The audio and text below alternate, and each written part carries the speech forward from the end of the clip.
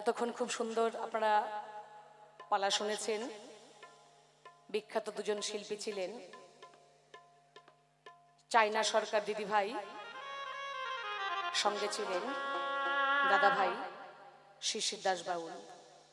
খুব সুন্দর তারা একটি বিষয়বস্তু তুলে ধরেছিলেন। তো আজ আমরাও একটু বৃন্দাবন লীলা নিয়েই আলোচনা করব। বৃন্দাবনের মধ্যে আমাদের আজকের আলোচনা থাকবে।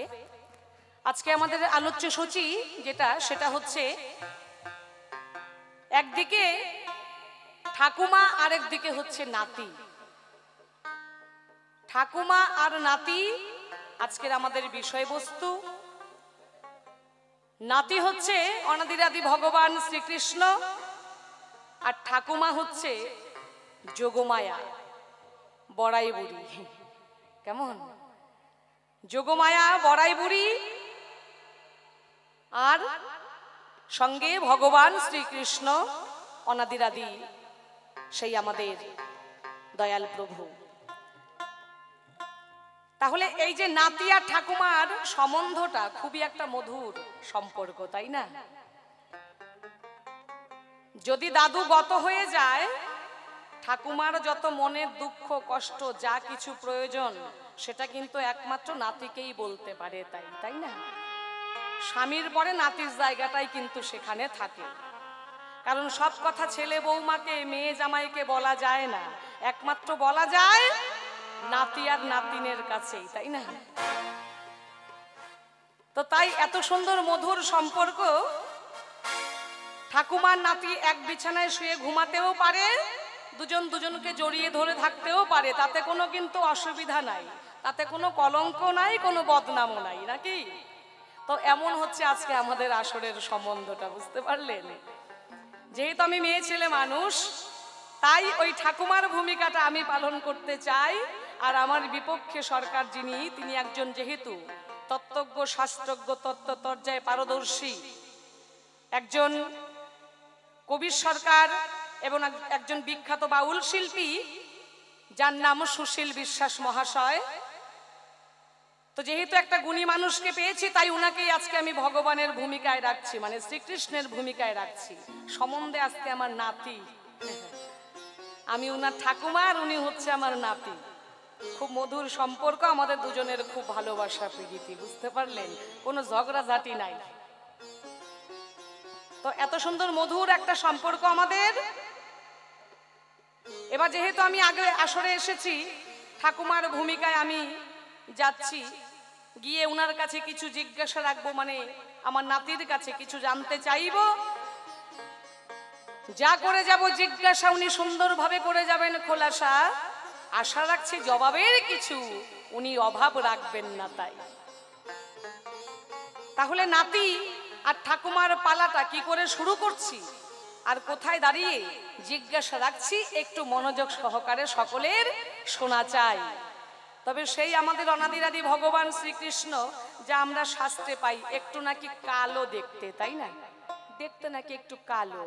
তো আমার বিপক্ষে সরকারও কিন্তু সেই রকমই, ধলা না, ওই গেরুয়া বসন পইরা চোখ মুখ ঢাইকা রাখছে, দেখা বোঝা যাচ্ছে না। হ্যাঁ, উনিও কিন্তু ওই কালোই। কেমন? তাই খুব মিল আছে ওই অনাদিরাদি ভগবানের সাথে। এই আমার আসরে যে আজকে অভিনয়ে ভগবান, এনার সাথে অনেকটা মিল। তাই আশা রাখছি খুব সুন্দর করে উনি সমাধান দিয়ে যাবেন, জবাবের উনি কিছু অভাব রাখবেন না, সকলের আজকে মন প্রাণ ভরিয়ে দেবেন উনি গান দিয়ে এবং তত্ত্ব আর শাস্ত্র আলোচনা দিয়ে। কেমন? তাহলে শুনুন কি করে শুরু করছি পালাটা।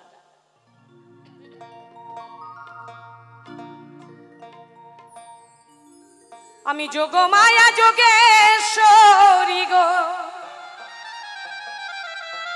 ও গো সভাতে জানা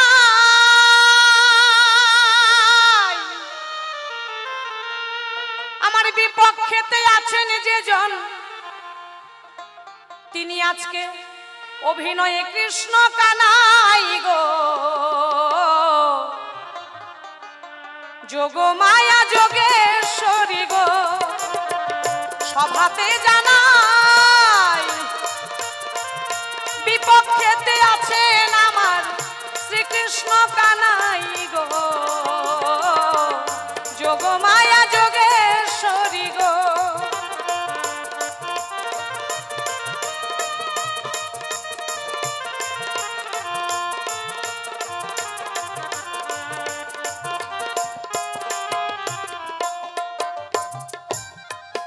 যোগমায়া যোগেশ্বরী গো, আমি অভিনয়ে সভাতে জানাই, বিপক্ষেতে রয়েছেন আজকে আমার শ্রীকৃষ্ণ কানাই।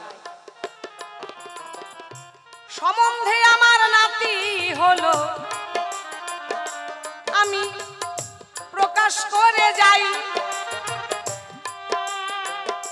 বৃন্দাবনে নাতির সঙ্গে আমার দেখা হলো তাই।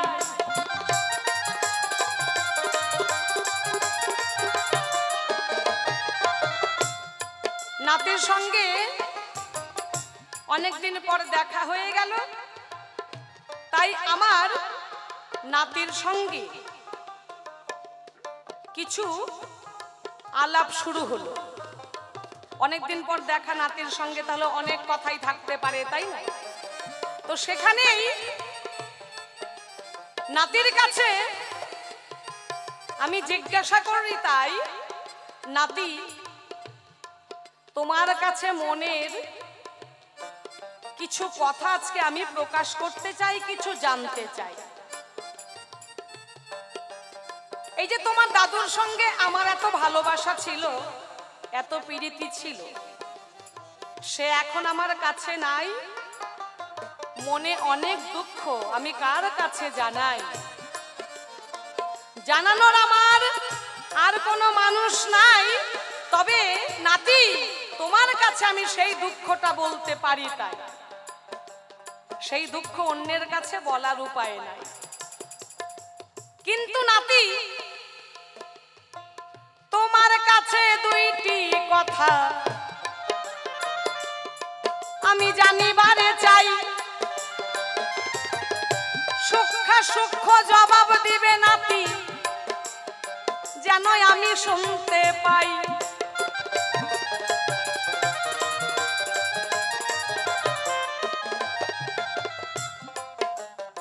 হে কৃষ্ণ, রাধারানী তোমার প্রাণের থেকেও প্রিয়, যাকে তুমি এত ভালোবাসো, যাকে ছাড়া তুমি বিন্দুমাত্র সময় থাকতে পারো না। রাধাও তোমাকে ছাড়া পাগলিনী হয়ে যায়। তাই রাধা তোমাকে যে কতটা ভালোবাসে সেটা ভাষায় প্রকাশ করা যায় না। নয়ন বন্ধ করলেও সে তোমাকে দেখে, নয়ন মেললেও তোমাকে দেখে। তোমাকে বিন্দুমাত্র সময় যদি সে কাছে না পায়, সে পাগলিনী হয়ে যায়। এই যে তোমাদের দুজনের এত ভালোবাসা, এত তোমাদের প্রীতি, তো নাতি, ছোটবেলা তোমার সাথে রাধারানীর গোপন বিবাহ হলো। সেই কথাটাই আমি কিন্তু জানিও গো ভালো।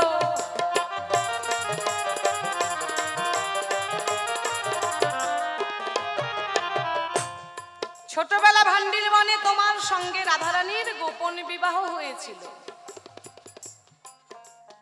তুমি একদিন রাধাকে বললে, রায়, আমি তোমাকে খুব ভালোবাসি, তুমিও আমাকে খুব ভালোবাসো, তাই রায় আমি তোমাকে বিয়ে করতে চাই। এবার রাধা বলছে, কেন বন্ধু? কানাই, তুমি আমাকে হঠাৎ বিয়ে করবে যে, ব্যাপারটা কি? ভালোবাসো ঠিক আছে, আমিও তোমাকে ভালোবাসি, তাতে তো কিছু অসুবিধা নাই, কিন্তু বিয়ের প্রস্তাব কেন দিচ্ছ কানাই? আবার বলছে, শোনো রায়, আমরা যে দুজন দুজনকে ভালোবাসি, তাই আমরা স্বামী স্ত্রী হতে চাই, আমাদের তাহলে কেউ আর ছাড়াছাড়ি করাতে পারবে না। হ্যাঁ, তাই আমি তোমাকে বিয়ে করতে চাই, কিন্তু দেখো তোমাকে যে আমি বিয়ে করব, এটা কিন্তু খুব গোপনে থাকবে, এই কথা যেন আর কেউ জানতে পারে না, বুঝতে পারলে রাধা? এটা কিন্তু আর কাউকে বলা যাবে না। রাধা তখন মনে মনে চিন্তা করে, কৃষ্ণ তো কথা ভালোই বলেছে, খারাপ তো বলে নাই, কিন্তু কৃষ্ণ আবার খুব দুষ্টু, এর কথার আবার মাঝে মাঝে ঠিক থাকে না। তাই আজকে আমাকে বিয়ে করবে, যদি কালকে আবার অস্বীকার করে, বলাও তো যায় না। তো বিয়ে যেহেতু করবে ঠিক আছে, কোনো অসুবিধা নাই, কিন্তু একা একা বিয়ে করা যাবে না। বলছে কানাই, বিয়ে যে তুমি আমাকে করবে বন্ধু, আমাদের তো বিয়ের আবার একটা পুরোহিত মশাই লাগবে, তাই না? বলছে হ্যাঁ, সে তো তুমি ঠিক বলেছো, তাহলে একজন পুরোহিত আমাদের বিয়েতে কিন্তু চাই, সেই পুরোহিত মশাই তোমার আমার বিয়েটা করাবে। বলছে ঠিক আছে। সেই পুরোহিত মশাই ছিল, আবার সাক্ষীও রাধা কিন্তু রেখেছিল কৃষ্ণকে না জানিয়ে, যাতে কৃষ্ণ কোনোদিন অস্বীকার করতে পারে না।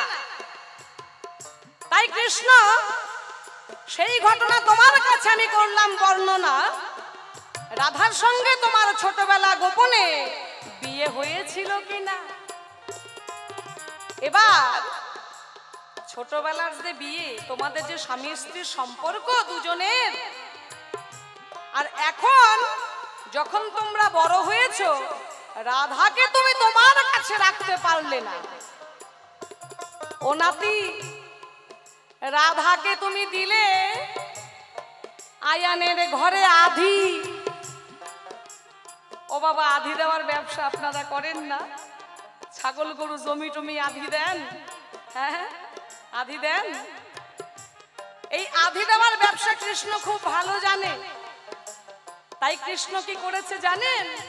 ওই রাধারানীকে আয়ান ঘোষের কাছে আধি দিয়েছে। আবার কিন্তু আধা ভাগ নিতে ভুল করে না। যখন রাধার কথা মনে পড়ে, ওই যমুনার কূলে গিয়ে কদম ডালে দিয়ে হাতে বাঁশি ধরে, বাঁশি ধরে যখন রাধা রাধা বলে ডাকে, রাধার ঘরে থাকতে পারে না, ছুটে চলে যায় সেই যমুনার কূলে কিনা। তোমার কাছে আমি এখানেই জানতে চাইব, কানাই, কেন করলে এই ঘটনা? রাধাকে তুমি এত ভালোবাসো, রাধা তোমাকে এত ভালোবাসে, এত ভালোবাসা তোমাদের মধ্যে থাকার পরেও তুমি কেন রাধাকে দিলে আয়ানের ঘরে? আয়ানের ঘরে তুমি কেন দিয়েছো? এই আয়ান ঘোষ আগের জন্মে কে ছিল? কি পুণ্য করেছিল যে রাধাকে সে দাপর যুগে তার ঘরের ঘরুণী হিসাবে পেয়েছিল? তোমার কাছে আমার জিজ্ঞাসা রইল। আর রাধারই বা কি অপরাধ ছিল যে সে তোমাকে হারিয়ে আয়ানের ঘরে তাকে দিন কাটাতে হলো? ব্যাপারটা কি নাতি? এই তোমার ভাব নমুনা, আমি কিছু বুঝতে পারি না। তার ঘটনাটা কি একটু করবে তুমি বর্ণনা? এইখানেতেই কেমন আবার আমরা ঘটনা দেখতে পাই। রাধাকে আয়ানের কাছে দিয়েছিল কৃষ্ণ, কিন্তু দেখেন একটু ফাঁক রেখে গেল। তাই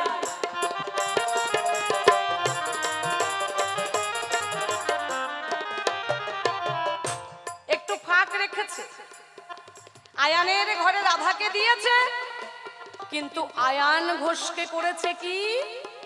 কিবলিঙ্গ। আয়ান ঘোষকে করেছে হিজড়া। বাক্স দিল, গয়না দিল, দিল না সুরানি। তালা দিল, বাক্স দিল, দিল না সুরানি। হাত নারকেল দিল, চিনি দিল, দিল না কুরানি। তাহলে কিছু লাভ আছে গো? ওমা, নারকেল আর চিনি যদি দেওয়া যায়, যদি সঙ্গে কুরানি না দেওয়া যায়, নারকেল কুড়াবেন কি করে? নারকেলের নাড়ু বানাবেন কি করে? কোনো লাভ আছে? ওই চিনি আর নারকেল দিয়ে কুরানি না দিলে লাভ নাই, কি তাই তো? আর বাক্স দিলা, তালা দিলা, দিলা না সুরানি, মানে চাবি দেয় নাই। চাবি দেয় নাই কেন? চাবি কেন দিলা না? তো বাক্স দেওয়ার দরকার কি ছিল? ওই বাক্স শুধু দেখার জন্য দিয়েছো কি নাকি? নাঙ্গল দিছে, জমি দিছে, গরু দিছে, সবই দিছে, কিন্তু দেয় নাই নাঙ্গলের ফাল। তাহলে ওই জমি চাষ করবে কি করে? ও বাবা, চাষ করার উপায় আছে? হ্যাঁ, কৃষ্ণ দেখেন কেমন। কেন কৃষ্ণ তুমি আয়ান ঘোষকে হিজড়া বানালে তাই তোমার কাছে আমিও গো জানিবারে চাই।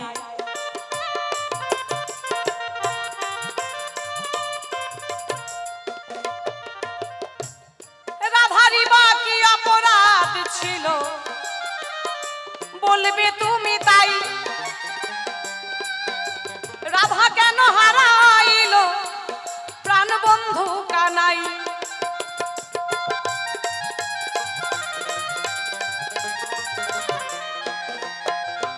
রাধা কেন কৃষ্ণ হারা হলো তার কারণটা কি? আর তুমি আয়ানের ঘরে রাধাকে দিয়ে তুমি কি জীব শিক্ষা দিয়ে গেছো? ও বাবা, আপনাদের যাদের যাদের ঘরে বউ আছে, আস্তে, আপনাদের যাদের যাদের ঘরে বউ আছে, যদি অন্য কোনো মানুষ এসে বলে আপনার বউটাকে 2 দিনের জন্য আমাকে দেন, তো কেউ দেবেন? কে দেবেন একটু হাত তুলেন তো, আমি একটু দেখতে চাই। ও বাবা, কেউ দিতে পারবেন? একটু হ্যাঁ না কিছু বলবেন তো, নাকি বউকে দিয়ে দিবেন? হ্যাঁ দিবেন? দিবেন না। বউ এমন জিনিস, বউকে দেওয়া যাবে না। হ্যাঁ, দরকার হয় একে খুন করে ফেলবো। তাই বর্তমানে আমরা মাঝে মাঝে ফেসবুকে দেখতে পাই, ওই বউ স্বামী বাড়িতে থাকে না, কাজে কর্মে চলে যায়, বউয়ের সঙ্গে ওই পাশের বাড়ির ছেলের একটু ইন্টু মিন্টু হয়ে গেছে। তাই এবার যখনই বন্ধু বাড়িতে এলো, ঠিক সেই সময় স্বামীও ঘরে ফিরে এলো। এবার যখন হাতে নাতে ধরলো, ওই নাগর এসে আমার বউয়ের সঙ্গে ইন্টু মিন্টু করছিল, সঙ্গে সঙ্গে স্বামী কি করলো, একদম গলা কেটে দিল। কি এমন খবর পাওয়া যায় না? ও মা, দেখেন না ফেসবুকে, দেখা যায় না? দিদি ভাইরা দেখতে পাও না? তোমরা দেখতে পাও। তাহলে বউ একটা এমন জিনিস, বউ ভাড়া পাওয়া যায় না, বউ আবার ধর্মও হয় না। তাই দেখবেন বাবা মা ভাই বোন মাসি পিসি দিদি জামাই বাবু সবই ধর্ম হয়, কিন্তু বউ কিন্তু ধর্ম হয় না। যদি এরকম ধর্ম বউ হইতো, অনেক মানুষের অনেক সুবিধা হইতো, তাই না? হ্যাঁ, কিন্তু এইটা কিন্তু এখনো হয় না। ধর্ম বউ পাওয়া যায় না। আর বউ একটা এমন জিনিস, বউকে কারোর সঙ্গে ভাগ করা যায় না, না স্বামীকে ভাগ করা যায়, না বউকে ভাগ করা যায়। কিন্তু আমার কৃষ্ণ কানাই, আমার নাতি দেখেন কেমন, নিজের বউ রাধা তাকে দিয়েছে ওই আয়ান ঘোষের ঘরে বাধা রেখে গেছে। তাই কি কারণে আমি জানতে চাই, জবাব চাই, জবাব দাও নাতি। আমার মনে বড় আজকে কথা, বড় আজকে জ্বালা। এতদিন পর তোমার সঙ্গে হয়ে গেছে আমার দেখা, আজকে কিন্তু ছাড়াছাড়ি নাই। আমি জবাব চাই, তুমি জবাব দাও। কেন তুমি রাধাকে আয়ান ঘোষের ঘরে বাধা রেখেছো, বন্ধক দিয়েছো, তার কারণটা কি? এই পর্যন্তই রাখলাম জিজ্ঞাসন, একটু ভালোভাবে তুমি করবে পূরণ। জানাই বিপক্ষেতে যোগ মায়া, আমার বিপক্ষেতে যোগ মায়া, গেছে আমারে কানাইও বানায় রে, সাধু গুরু বৈষ্ণব গণে রে।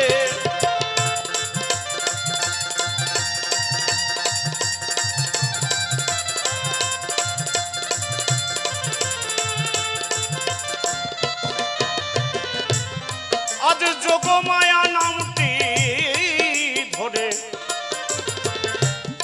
সভায় দিল দর্শন, বিপক্ষেতে আমাকে কানাই বানাইয়ে করলো সভা প্রত্যাবর্তন।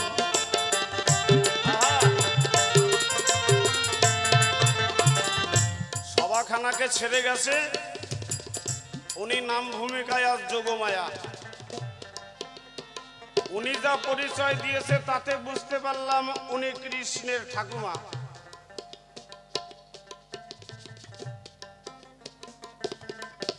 আমাকে ঘোষের বাড়ির তনয় বানাইয়ে করিল প্রস্থান, কিছু কথা ভাবের কথা কিছু জানিবারে চান।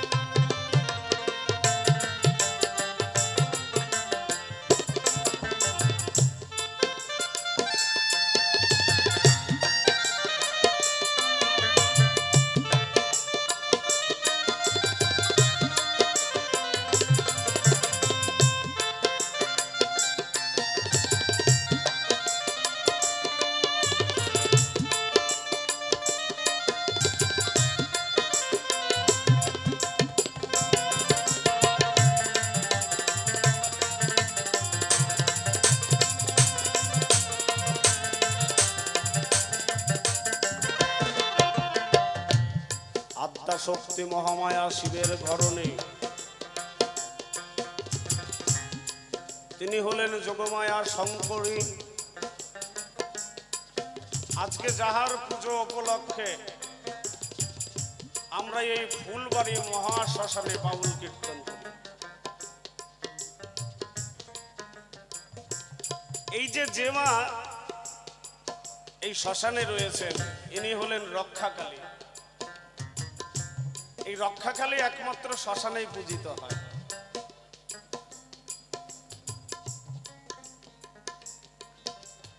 তা আপনাদের কাছে একটা কথা জানাই, কিছুক্ষণ আগে মা জননী মানত করেছিল,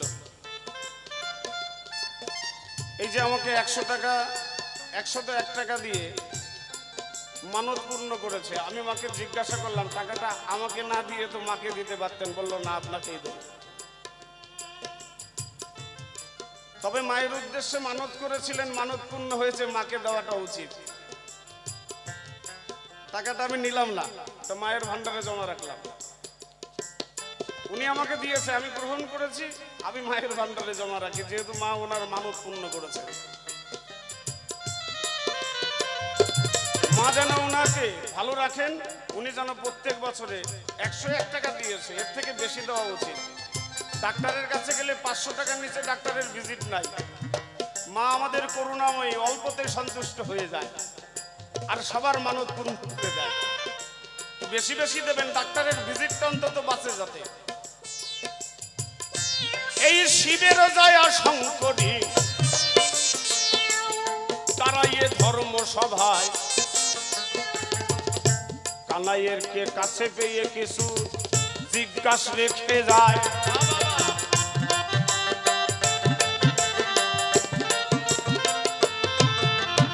ওর প্রথম জিজ্ঞাসা,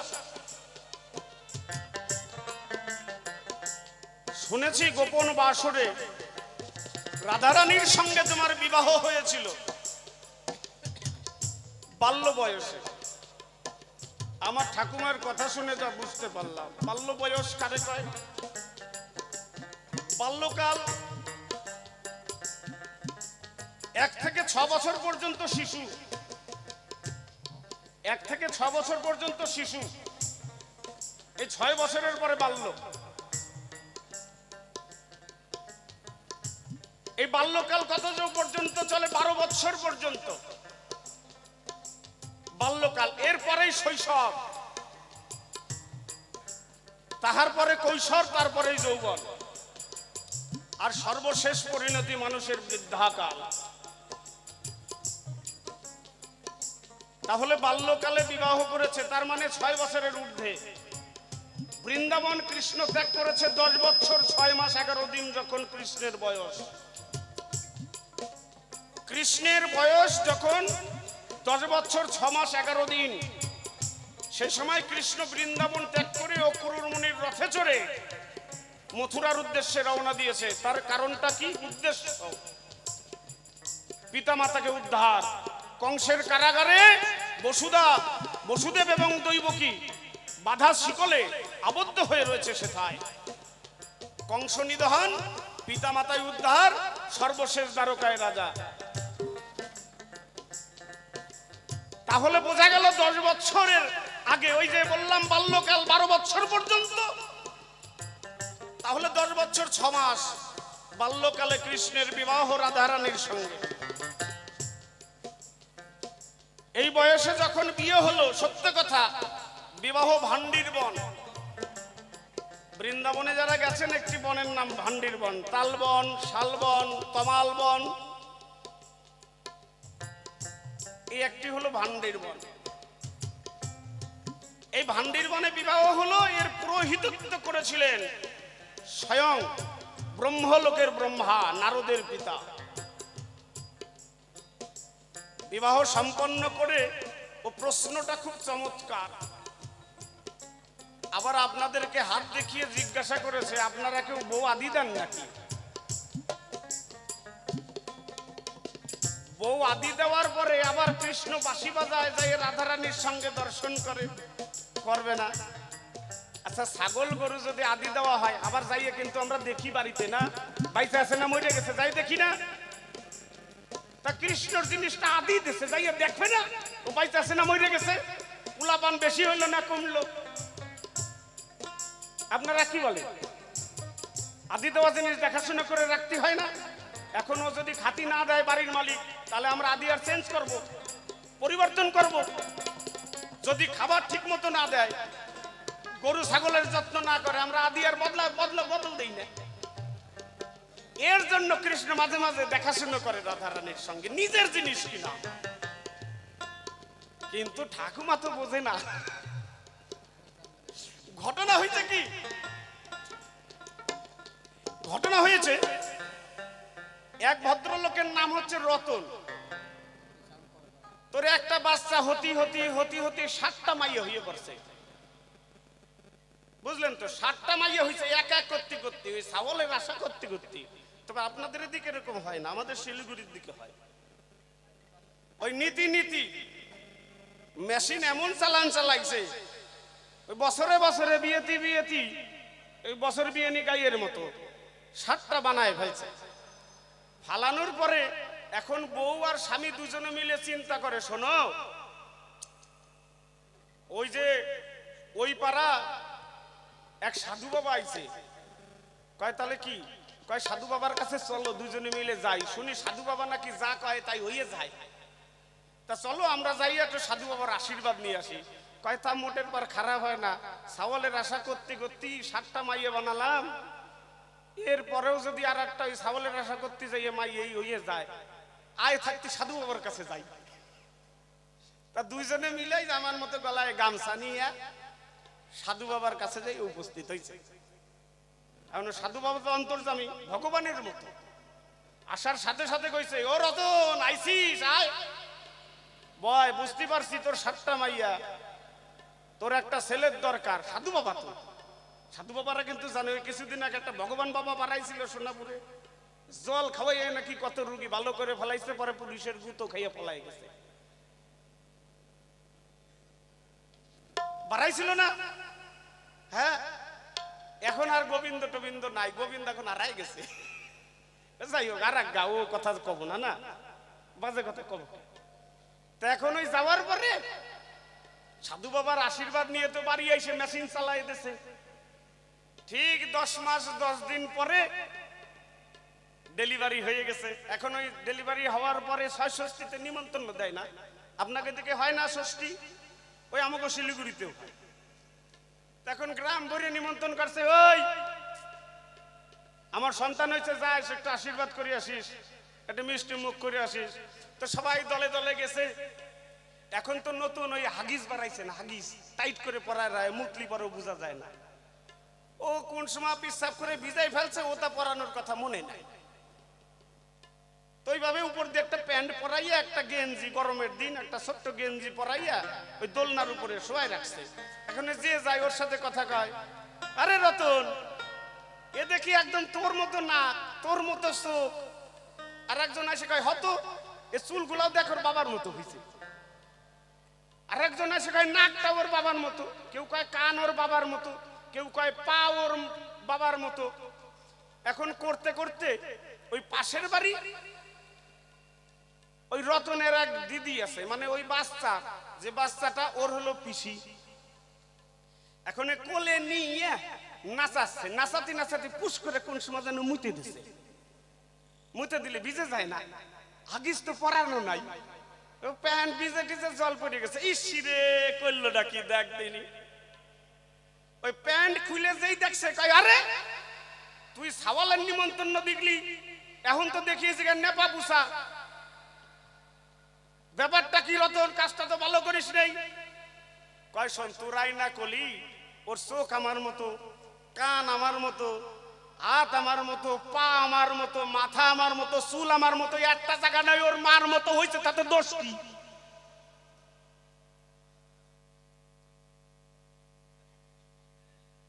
একটা জায়গা ওর মার মতো হয়েছে, আর সবটুক তো আমার মতো।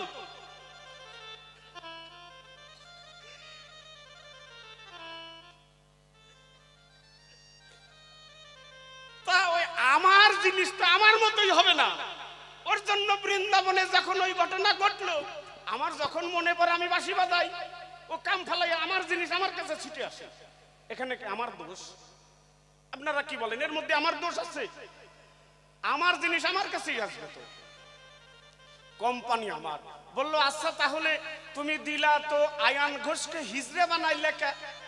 শোনো, হিজড়াকে হিজড়া বলতে হয় না, চিচি, ওটাকে একটা শুদ্ধ ভাষা আসে, ওটা একটা ক্লিব লিঙ্গ, তাই না?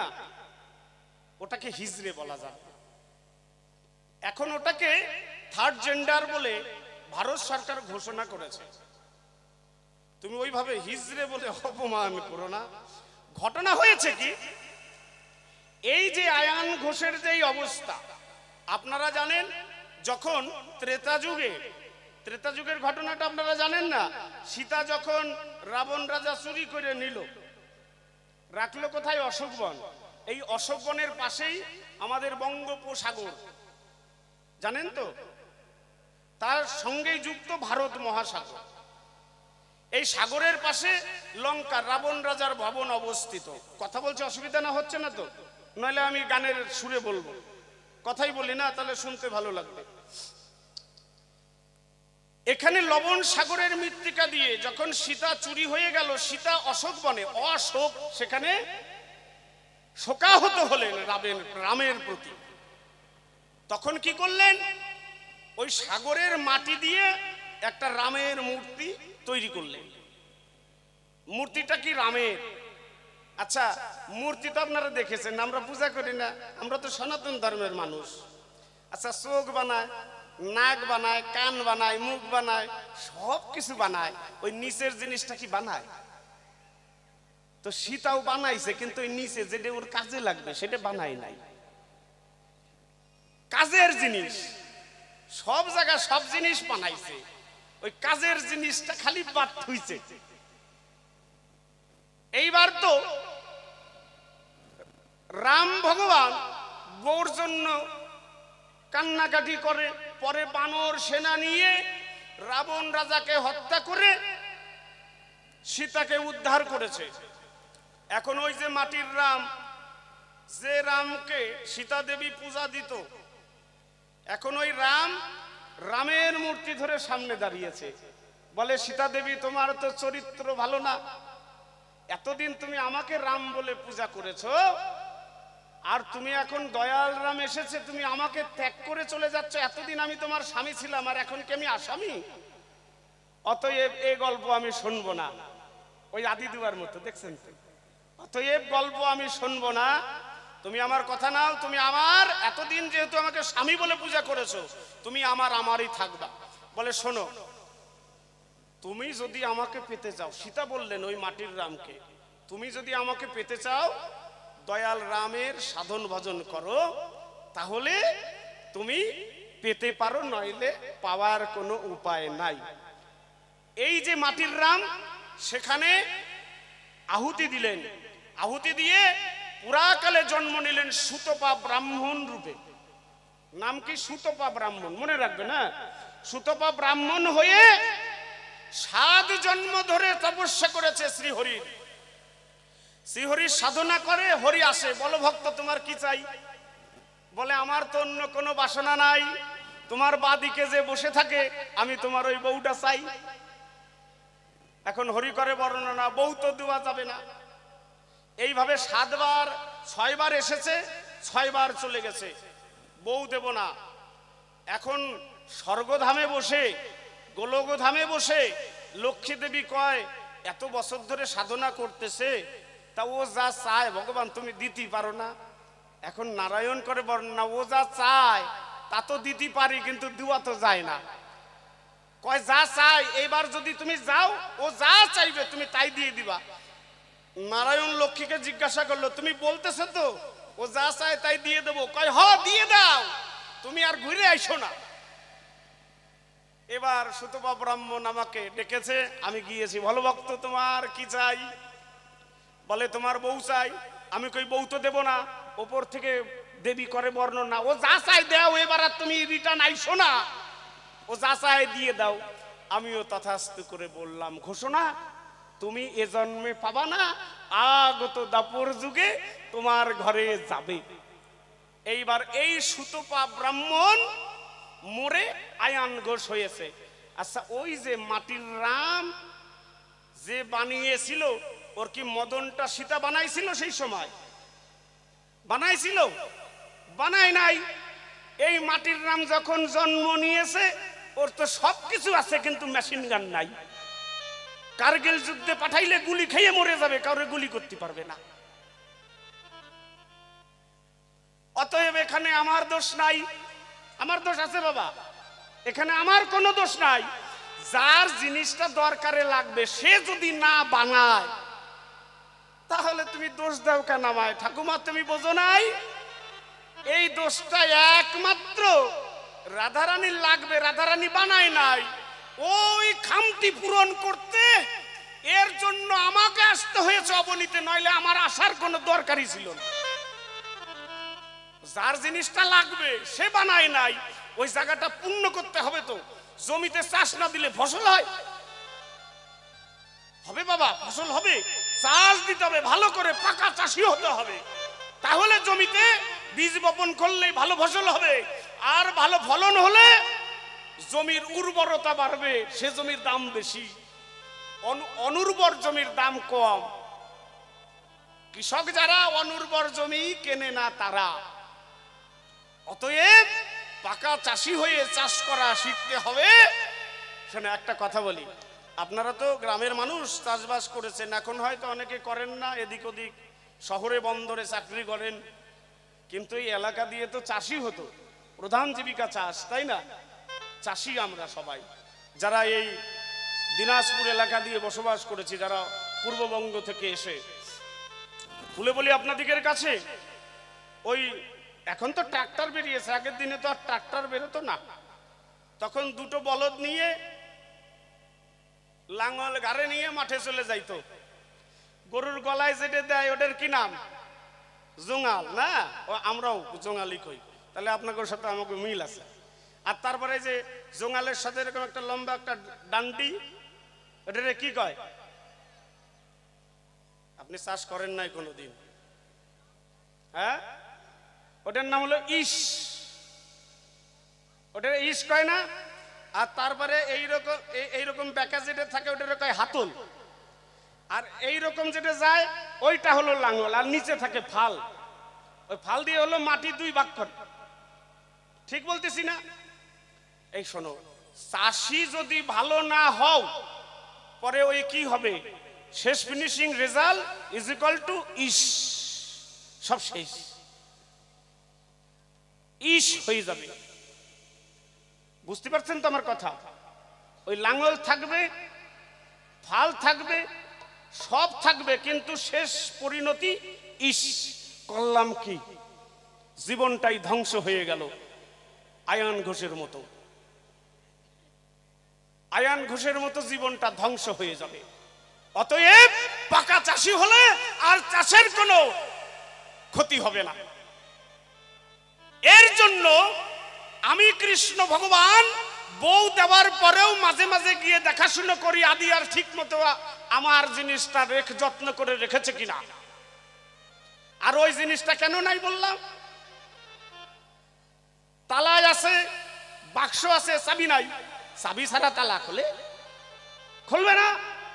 আবার কইছে নারকেল দিছো, চিনি দিছো, গুড় দিছো, কুরানি দেও নাই। আরে কুরানি দিলে তো আমার ক্ষমতা থাকে না, ওইটাই তো আমার ক্ষমতা। মানে ঘুরডি আকাশে যতই দূরে উড়ুক, লাটাই আমার কাছে উড়তি থাক সারাদিন ধরে। সন্ধ্যা যখন লেগে যাবে এক টানে কাছে নিয়ে চলে আসবো। ব্যাপার বুঝতে পেরেছেন তো? এটাই আমার ক্ষমতা। আমি ভগবান, ভক্তাধীন ভগবান, ভক্তের মান রক্ষা করে ভগবান। কোনদিন শুনেছেন যে ভক্ত ভগবানের কাছে চেয়েছে আর পাইনি? আমার যুগে এগুলো হয় না। তাই প্রথম প্রশ্নের জবাব ক্ষান্ত করে আমি বিদায় নিতে চাই।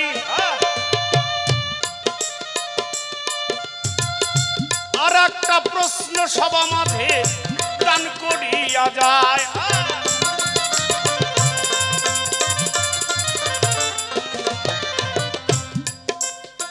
আর একটা প্রশ্ন কি মনে আছে আপনাদের? দেখি কেমন গান শুনছেন, একটু পরীক্ষা করি আপনাদের।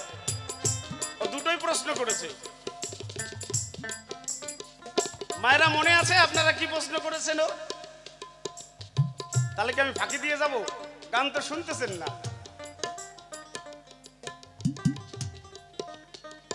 মনে নাই না? তাহলে তো ধ্যান আপনাকে হাওয়া হয়ে গেছে। দেখেছেন, আমরা এসেছি সাধু সঙ্গে। শাস্ত্রে বলেছে সাধু সঙ্গ সর্বশাস্ত্রে কয়, সাধু সঙ্গ লওয়ামাত্র জীব কৃষ্ণ প্রাপ্ত হয়। আমরা সংসার ছেড়ে এসেছি। কেন এসেছি? যাতে ওখানে গেলে দুটো কৃষ্ণ কথা শোনা যায়, একটু সাধু সঙ্গ করা যায়। কিন্তু এখানে এসেও আমাদের বাড়ির টান, আরে গরুটা মাঠে খাইছে কিনা, কেউ আনছে কিনা, ওরে চারিতে খাবার দিল কিনা, ঘরে চোর ঢুকলো কিনা। দেখেছেন,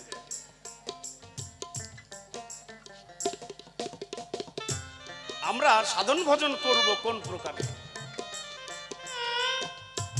একটা গান মনে পড়ে গেছে, গানটা করি আর গানের পরে ওর জবাবটা দিচ্ছি।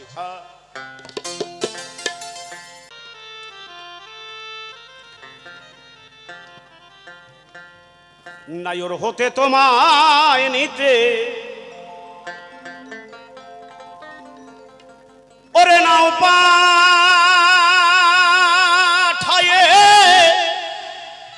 দিল,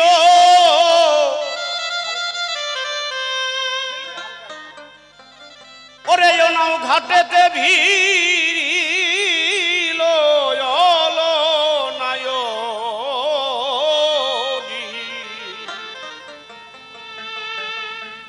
তুমি তাড়াতাড়ি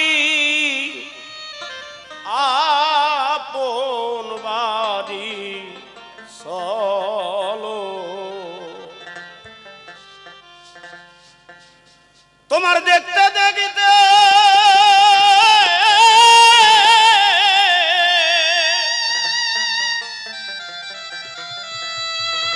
ওই পুবের বেলা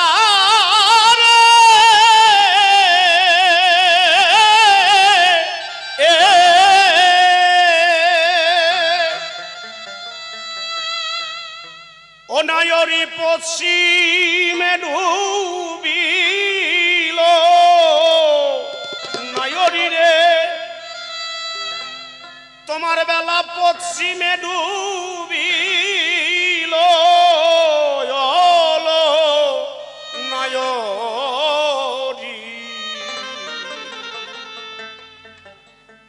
তাড়াতাড়ি আপন বাড়ি চলো, আমার নয়র হতে তোমায় নিতে নাও পাঠায়ে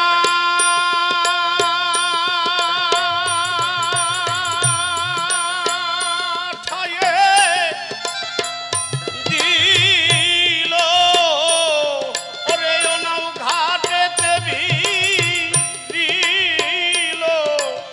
ওলো নয়র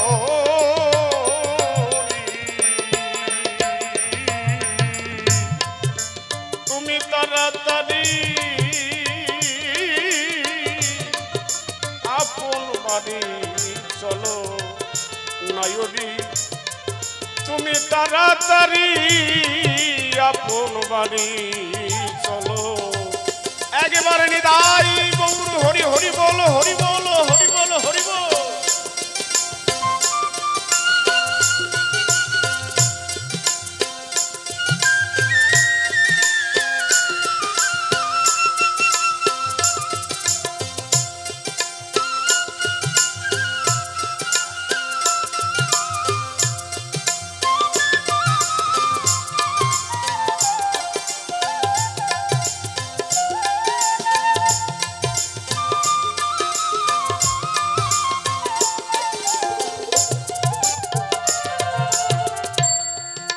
তোমার গলার মালা এই কানের সোনা,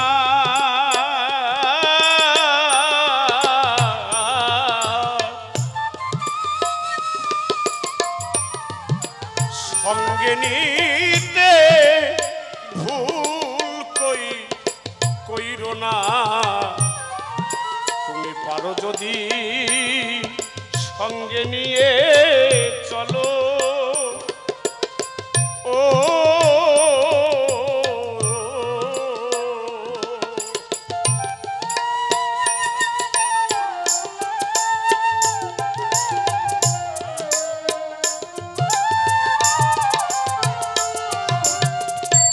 নায়রি।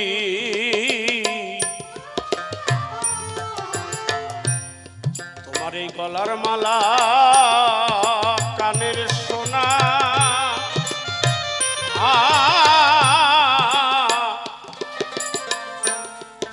সঙ্গে নিতে ভুল কইরো না। তুমি পারো যদি একবার সঙ্গে নিয়ে চলো ওরে সেদিন গাজী পাঁচটি বদর দিয়ে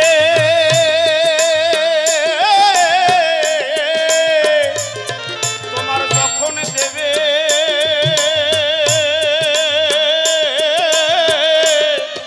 এই নাও সাজায়ে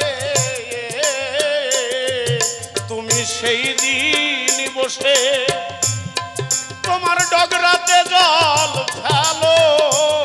তুমি সেই দিন বসে আরে ডগরাতে জল ফেলো বলো নায়রি। তুমি তাড়াতাড়ি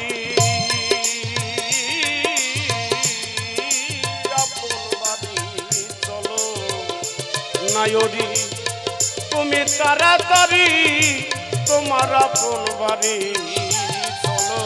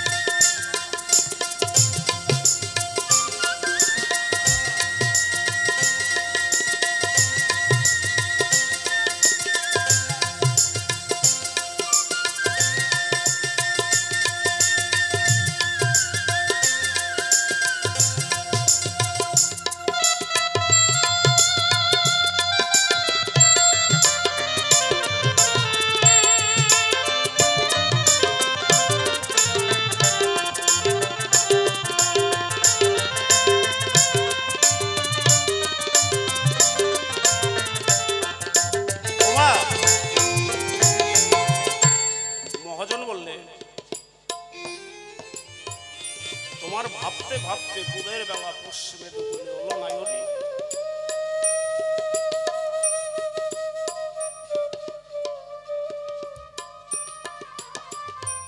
এই যে বেলা একবার যদি ডুবে যায় বেলা আর কখনো ওঠে না।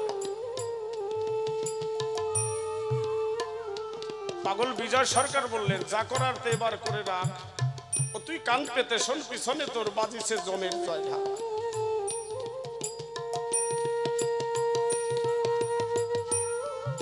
মহাজনেরা যে পথ অনুসরণ করে গেছে সেই পথকে লক্ষ্য করে এগিয়ে যেতে হবে। তোমার গলার মালা কানের সোনা সঙ্গে নিতে ভুল কইরো না। পারো যদি সঙ্গে নিয়ে চলো সেদিন গাজী পাঁচপীর বদর দিয়ে যখন দেবে তোমার নাও সাজাইয়ে তখন সেদিন তুমি বসে ডগরাতে জল ফেলো বলো নায়রি। সময় থাকতে তোমার আপন বাড়ি চলো। শাস্ত্রে বললেন কশ্য মাতা কশ্য পিতা কশ্য ভ্রাতা সহোদর কায়া প্রাণে না সমন্দস্য কাকস্য পরিবেদনা। এই সংসারে ভাই বলো বন্ধু বলো পিতা মাতা আত্মীয় স্বজন কেহ আপন নয়। যেদিন খাঁচা ছেড়ে প্রাণ পাখি চলে যাবে শূন্য এই খাঁচা মাটিতে পড়ে রবে। তুলসী তলায় নিয়ে বল হরি বলে আত্মীয় স্বজন বন্ধু বান্ধব যারা বাঁশের পালকিতে বেঁধে তারা শ্মশান ঘাটে নিয়ে এসে হয় এটিকে পুড়িয়ে ছাই করে দেবে আর নইলে সমাধিস্থ করবে। ইসলাম ধর্মের মানুষ যারা তাদেরকে কবর দেবে। এই হচ্ছে মানুষের শেষ পরিণতি।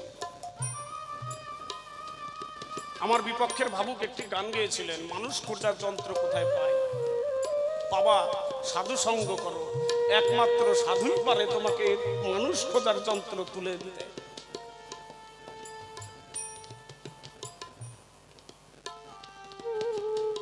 এই যে মোহমায়ার জগতে আমরা বসবাস করছি, আমার আমার করে যা বলে যাচ্ছি। মহাজন বললেন, তোমার গলার মালা, কানের সোনা, সোনা দানা, অর্থ অলংকার, হীরা জহরত, মানি, মুক্তা, যতই দেখেন না কেন কিছু সঙ্গে যাবে না। এই যে গলার মালা, এ মালা নামের মালা, গলায় পরিধান করতে বলেনি। সদা সর্বদা নামের মালা, জপের মালা সঙ্গে রাখতে হবে। তোমাকে হাতে মালা নিয়ে ঘুরে বেড়াতে হবে না। তুমি কর সাধনা করো, হর দমেতে জিকির করো বান্দা, দমে দমে প্রভুর নাম স্মরণ করো। যে কাজের জন্য এসেছে সেই প্রভুকে একবার ধন্যবাদ জানাও। দয়াল রে, তোমার কৃপায় তুমি যে জগতে পাঠিয়েছো সে জগতে আমি ভালো আছি, তোমাকে ধন্যবাদ জানাই। নায়রি রে,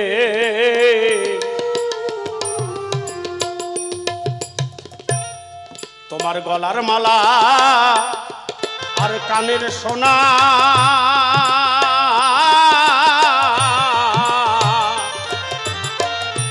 সেদিন সঙ্গে নিতে ভুল কইরো না। তুমি পারো যদি তোমার সঙ্গে নিয়ে চলো,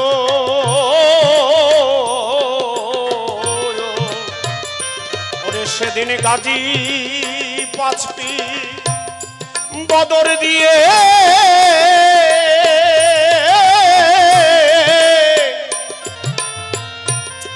তোমার যখন দিবে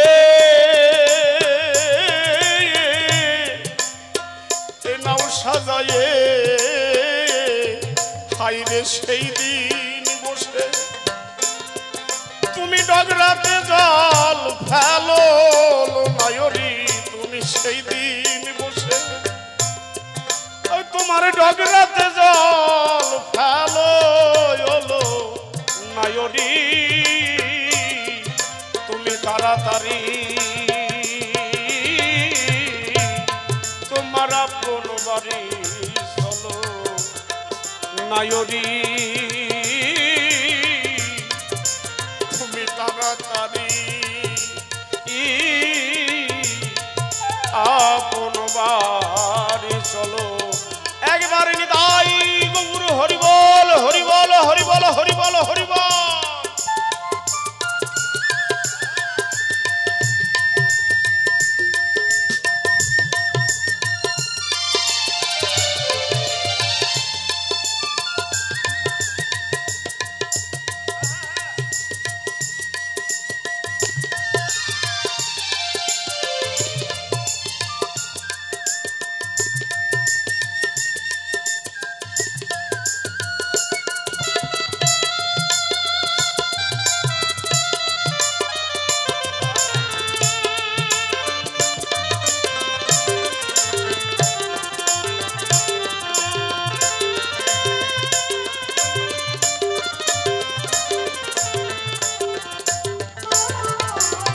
ওলো নায়রি,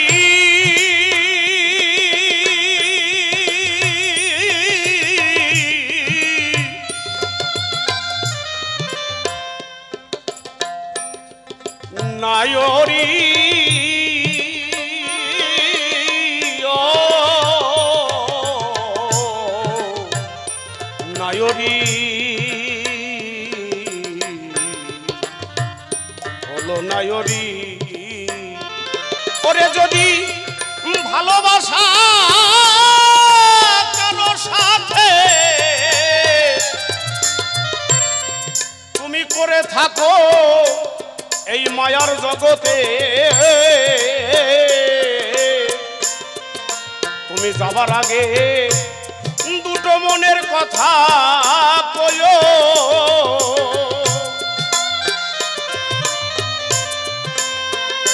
ওলো নয়নি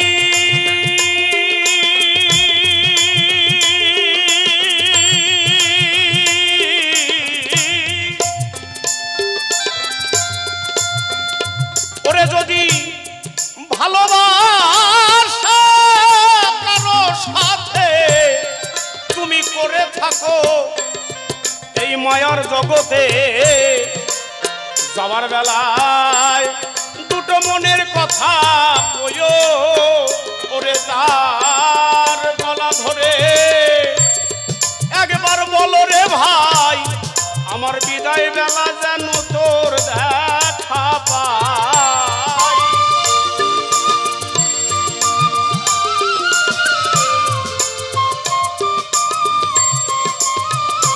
ওরে তার গলা ধরে একবার বলো রে ভাই আমি বিদায় বেলা যেন তোর দেখা পাই। আমার বিদায় বেলায় কর্ণে হরির নাম শুনাইও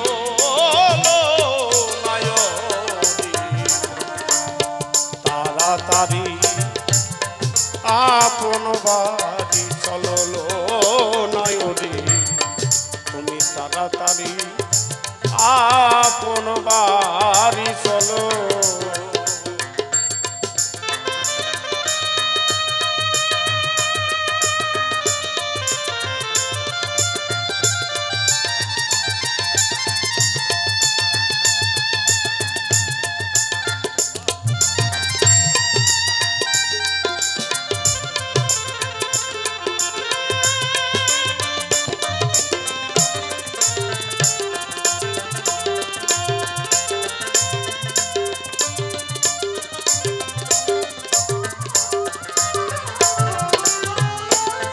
ওলো নয়নি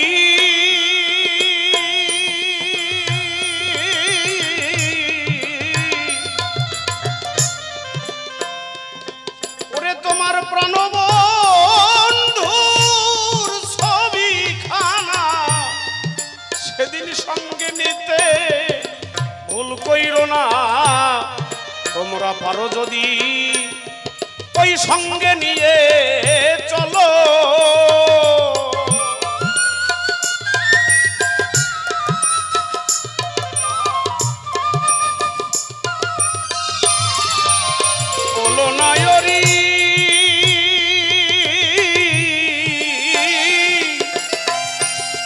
তোমার প্রাণবন্ধুর ছবিখানা সেদিন সঙ্গে নিতে ভুল কইরো না। তুমি পারো যদি তোমার সঙ্গে নিয়ে চলো। ওরে পাগল বল হব কাঁদে ঘোর নিদান কালে আমি কি ধন লয়ে যাব চলে।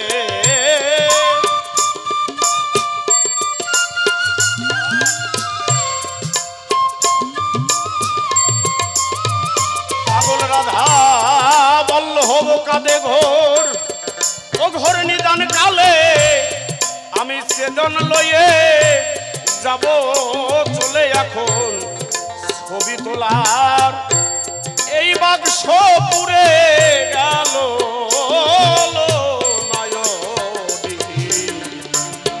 তাড়াতাড়ি আপন বাড়ি চলো নয়নি, তাড়াতাড়ি আপন বাড়ি চলো।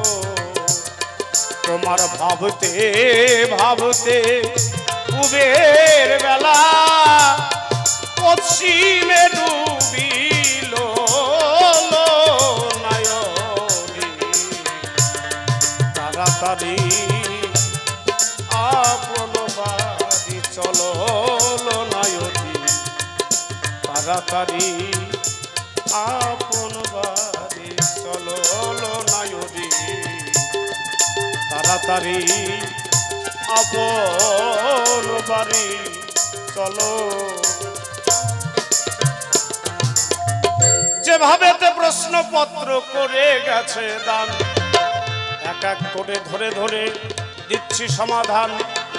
সমাধান দিতে আমি রাখবো না কো বাকি। প্রথম প্রশ্ন করে গেছিল এই সভাতে দেখি, আরে বাক্স তালা সবই দিলা, চাবি কেন দাও নাই? নারকেল দিলা, ছোরানি দিলা, চিনি দিলা তাই, তবে কি কারণে কোরআনে তুমি দিতে পারো নাই? আরে তাহার জবাব এই সভাতে করে গেছে ভাই। ওই যে সীতা যখন হরণ হইল, শুনিলেন 10 জনা, এক এক করে রাবণ সৈন্য নিয়ে ধ্বংস করলো কিনা। রাবণ বংশ ধ্বংস করে যখন সীতাই উদ্ধার করে যখন রাম নিয়ে যাবে ঘরে, এমনি সময় মাটির রাম সম্মুখে দাঁড়ালো, সীতার কাছে মিনতি তখনে করিল, আরে এতদিন স্বামী ভাবে করিলে পূজন, আরে কি কারণে এখন ছেড়ে যাচ্ছ প্রিয়জন? কি কারণে তুমি আমায় করিতেছ ত্যাগ? সেই কথাই আমার কাছে দেও নাই একটু সব। কি কারণে তুমি আমাকে ত্যাগ করছো? সীতা দেবী করেছিল বর্ণনা, তুমি যদি আমাকে পেতে চাও প্রাণ বিষ্ণুর করো আরাধনা। প্রাণ গোবিন্দর আরাধনা মাটির রাম করে, সুতপরা ব্রাহ্মণ হইল দেখো জন্ম ধরে, সপ্ত জন্ম সাধনা করিল সেই জনা, ঊর্ধ্বপদ হেডমুণ্ড সাধনার নমুনা। তাহার পরে ভগবান স্ত্রী করল দান, ওই সুতপা আয়ান হয়ে বৃন্দাবনে যান। আরে তাহার ঘরে আশীর্বাদ রূপে রাধারানী গেল, ওই আদি দেওয়ার নাম করে সেইখানে যে রইল, কিন্তু কামনার বাসনা আয়নের মধ্যে নাই, এর জন্য ওই তালার চাবি বটে নাই। চাবি আছে আমার কাছে শোনো দিয়া মন, ইহার কারণে নিশিরাতে যখন করি ভজন, গোপন ভজন যমুনাতে যখন করেছিলাম, সেই সময়ে রাধারানী দর্শন যে দেন। চাবি যখন আমার কাছে, এই কারণে রাধারানী 12টার সময় বাঁশি বাজালে বাসত, দুপুরবেলা বাঁশি বাজালে বাসত। বুঝতে পেরেছেন তো? আর একটা প্রশ্ন করেছে, সেটা হলো রাধারানীর কি দোষ? তুমি বউ ত্যাগ করে রাধারানীকে আন ঘোষকে দিলা। শোনো, রাধারানী দোষ, সম্পূর্ণ দোষ রাধারানী। 7 বার আয়ান ঘোষ আমাকে ডেকেছে, আমি একবারও বউ দেই নাই। তুমি যাবা আয়ানের ঘরে, এই বাসনা ছিল তোমার অন্তরে, তুমি যাবা, তোমার অন্তরে এই বাসনা ছিল, তার জন্য তুমি স্বইচ্ছায় আমাকে ত্যাগ করে তুমি চলে গেছো। যখন দেখতে পেলে যে আমি তোমাকে দিয়ে দিয়েছি, তখন আমার চরণ ধরে করেছিলে প্রার্থনা, প্রভু গো তোমাকে ছাড়া আমি যে এক বিন্দু সময় থাকতে পারি না, তুমি আমার কথা নাও, আমি যাতে তোমার সঙ্গ পেতে পারি এর একটা ব্যবস্থা করে দাও। আমি তখন রাধারানীকে করেছিলাম বর্ণনা, শোনো তুমি আয়ানের ঘরে থাকবা, কিন্তু ভজন সাধন করার জন্য তোমার মনোবাসনা পুরাইতে আমি কৃষ্ণ নটবরে, তুমি আমার কথা নিও, আমি তোমার সাথে সাথে বৃন্দাবনে জন্মগ্রহণ মাত্রই প্রবেশ করে তোমার মনোবাসনা পূর্ণ করব।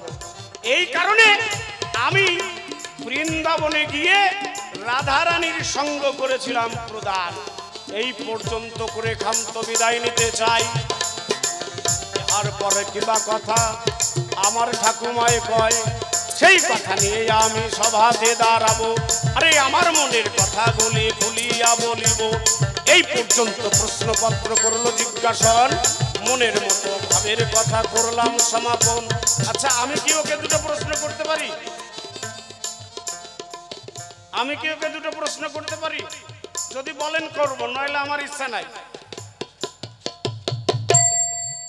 ঘটনা হচ্ছে, আজ আমার সঙ্গে যার গান, যোগমায়া শিবের ঘরণী,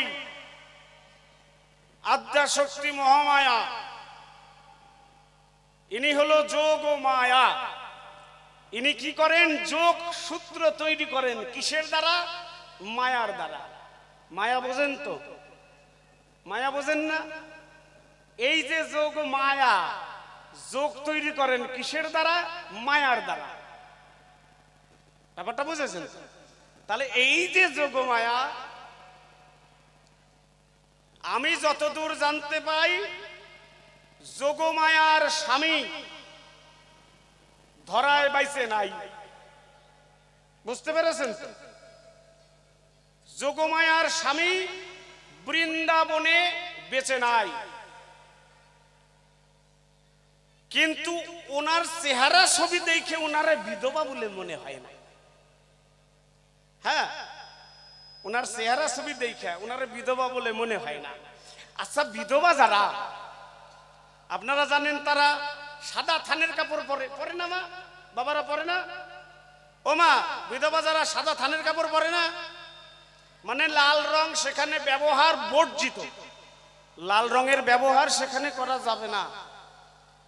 কিন্তু যোগমায়ার ছবি যারা দেখেছেন, যেখানে বুড়ির পুজো হয়, এই সামনে দোল পূর্ণিমা বুড়ির পুজো হবে, দেখবেন চেহারা ছবি ওনার সাদা শাড়ির মধ্যে লাল পার, তার মানে উনি বিধবা না।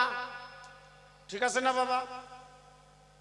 ওনার এক হাতে শাখা আছে, আর এক হাতে শাখা নাই। যে হাতে শাখা নাই সে হাতে লোহার খারু আছে, ভালো করে লক্ষ্য করে দেখবেন। যে হাতে শাখা নাই ডান হাতে শাখা পরে, ডান হাতে শাখা পরে, এখানে লোহার খারু নাই। আর বাঁ হাতে শাখা নাই, সেখানে লোহার খারু আছে। তাহলে তোমার লাল পেরে শাড়ি, সাদা বসন, এদিকে তোমার স্বামী পাইছে নাই, টিকিট কাটছে, রিজার্ভেশন কমপ্লিট। আমার একটু জানার বিষয়, ও ঠাকুমা, তুমি বিধবা না সধবা না অধবা না দবদবা? এতগুলা কইলাম না? আচ্ছা, বিধবা কারে কয়? যাকে স্বামী মরে যায়, সাদা পোশাক পরিয়া লোহা খারু সব ফালাই দিয়া সিঁদুর বর্জিত করে, সিঁদুর পরে না তারা, তাকে বিধবা কয়। আর সধবা, সধবারা কপালে সিঁদুর পরে, হাতে শাখা পরে, পলা পরে, সিঁথিতে সিঁদুর পরে, এরে সধবা কয় না? ঠিক বলছি তো? এরে সধবা কয়।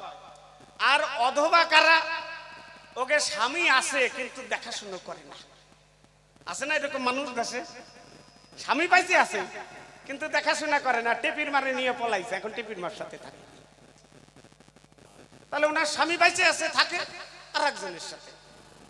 ইনি হলো অধবা মানুষ, ওনার দেখার কেউ নাই, মানুষের বাড়ি কাজ করে আর খায়, এরে কয় অধবা। আর একটা হলো দবদবা। দবদবা একদম পরিষ্কার, নেপা বুসা, ওনার আগে পিছে কোনো টান নাই, এরে কয় দবদবা। সাদা বসেন পরে ঘুরে বেড়ায়, ওনার আগে পিছে কোনো টান নাই, যেখানে রাত সেখানে কাজ। আর এই চার প্রকারের যে ডেফিনেশন রয়েছে, আমি একটু ঠাকুমার কাছে জানতে চাই, তুমি কোন পর্যায়ে পড়ো? কারণ তোমার স্বামী টিকিট কেটে রিজার্ভেশন ফাইনাল করে চলে গেছে, কিন্তু তোমার কপালে, কপালে সিঁদুরের ফোঁটা নাই, কিন্তু সিঁথিতে সিঁদুর আছে।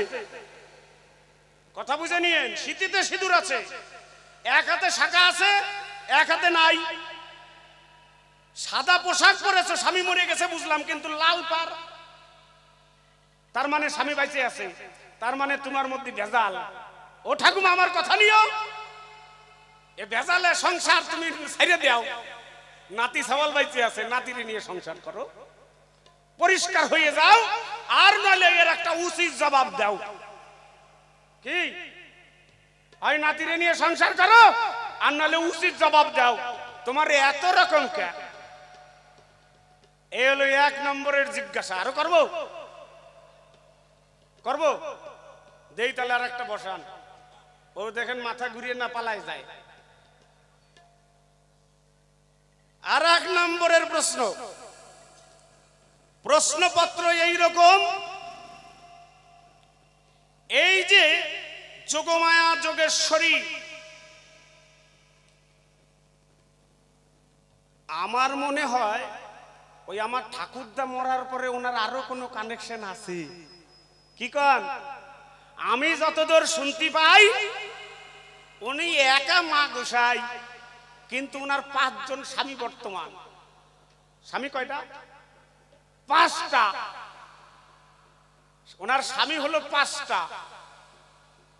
তা আমি একটু তোমার কাছে জানতে চাই, তো এই যে তোমার 5টা স্বামী, জীবিত অবস্থায় তুমি সদবার বেশ পড়েছো, কিন্তু যদি একটা স্বামী মারা যায় তাহলে তুমি বিধবা, সদবা, না অধবা, না দবদবা? ব্যাপার বুঝেছেন? এই যোগমায়ার হলো 5 জন হাজবেন্ড, মানে 5 জন স্বামী। আমি একটু জানতে চাই, এই 5 জন স্বামী, দ্রৌপদীর মতো 5টা স্বামী। দ্রৌপদীর ছিল না কয়টা? 5টা। যুধিষ্ঠির, ভীম, অর্জুন, নকুল, সহদেব। এই দ্রৌপদীর ছিল 5টা। আর শাস্ত্র গ্রন্থের মধ্যে এই যোগমায়ার 5টা, এই 2 জন মহিলার 5টা করে স্বামী। আর কিন্তু কোন শাস্ত্রে এত স্বামী নিয়ে সংসার করা মহিলা আমি দেখি নাই। ইনাকে যে এত হাউস, ওরে আমার বাতি কি দেখছেন না? ঠাকুর কা ওনাকে ভোল্টেজ যদি বেশি থাকে আমাকে অসুবিধা কি? আমরা খালি দেখবো। তো এবার আমি একটু জানতে চাই, এই তোমার 5টা স্বামীর নাম কি? তুমি কার সংসার কতদিন করেছো?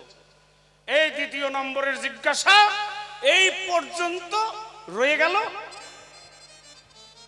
50 মিনিট বাকি আছে, তুমি 20 মিনিটের মধ্যে জবাব দিবা। আর তারপরে দুজনে। ও বাবা, কেমন লাগলো আলোচনা? ভালো না? আমার তো একটুও ভাল লাগে নাই, একটুও ভাল লাগে নাই। কথাবার্তার ভাব নমুনা দেখলে আমার খালি গায়ে খালি কুত্তায় কান্দায়। প্রশ্ন করার নমুনা দেখছেন? মানে একটা প্রশ্ন করতে বোধ আধা ঘন্টা সময় নেই। হ্যাঁ, ঠাকুমা আবার বলে, ঠাকুমা একটু আমার জরা ধরো তো আজকে আসরে দেখি কেমন তোমার পাওয়ার, কেমন তোমার ক্ষমতা। রুচি কত দেখেন। মানে আসরে একটু অভিনয় করতে দিছি না, মনে হয় দুনিয়া কিনা নিচ্ছে উনি। হ্যাঁ, ওরে আমার ওরে রে। হ্যাঁ, রুচি তো কম না তোমার। আসরে গান করবা, অভিনয় করবা বইলা তুমি আমার আজকে জড়ায় ধরতে চাও? হ্যাঁ, সাহস তো কম না? হ্যাঁ, তুমি ওই জারে তারে পাইছো নাকি? তোমার জড়ায় ধরতে আমার বইয়েই গেছে। আমি একটু বলছিলাম নাতি আর ঠাকুমার সম্বন্ধটা কেমন হয়, মধুর একটা সম্পর্ক, এইটা আমি ব্যাখ্যা করেছিলাম। তাই বলে কি আমি কোনাকে নিয়ে ওই জড়ায় ধরে এক বিছানায় শোয়ার কথা কি বলছিলাম? হ্যাঁ, ওইটা কিন্তু আমি বলি নাই। আমি বলছি নাতি আর ঠাকুমার সম্বন্ধটা এরকম একটা মধুর সম্পর্ক হয়, তাতে কোনো দোষের থাকে না। তো এমন নাতি যদি হয়, মানে কি আর বলি, সুযোগ পাইলেই অসুবিধা নাই। নাতি আমার এমন। প্রশ্ন করেছে কেমন? ঠাকুমা তোমার এই রূপের বর্ণনা একটু আমি শুনতে চাই। তোমার এই ভাব নমুনা কেন এমন? দাদু তো নাই, কি নাকি রিজার্ভেশনের টিকিট কাটে ফেলছে। রিজার্ভেশনের টিকিট কাটে ফেলছে, তারপরে তুমি আবার এই সাজগোজ, মনে হয় তোমার সঙ্গে আরো কারো একটু ভাব আছে। হ্যাঁ, ভাব নমুনায় বুঝতে পাই। তো এই সমস্ত জিজ্ঞাসা। তারপর আবার 5টা নাকি স্বামী। আরে 5টা কেন, একটু বেশি, 6টা। একটা বলেই নাই। আমার একটা বেশি, আমার একটা বেশি, সেইটা কিন্তু বলে নাই, একটু কমই বলছে। নাতি তো ঠাকুমার কথা বেশি খারাপ বলতে পারে না। 5টার কথা বলেছে, কিন্তু স্বামী আমার 6টা। কি করে 6টা হলো আমি অবশ্যই বলবো, চিন্তার কারণ নাই।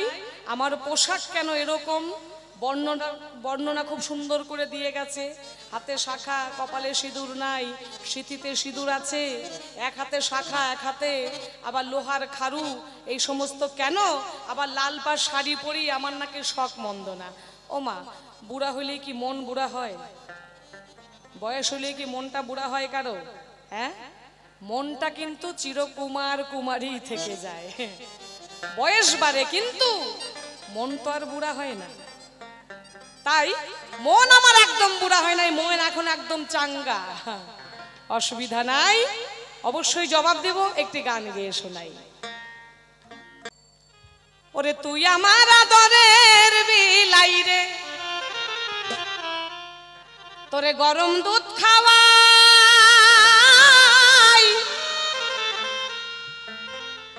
মাঝে মাঝে তোর স্বভাব দেখে মনে লয় রাখিলাই রে, তুই আমার আদরের বিলাই রে, গরম দুধ খাওয়াই স্বভাব দেখা মনে লয় যে চিত কই রাখিলাই রে, তুই আমার আদরের বিলাই রে।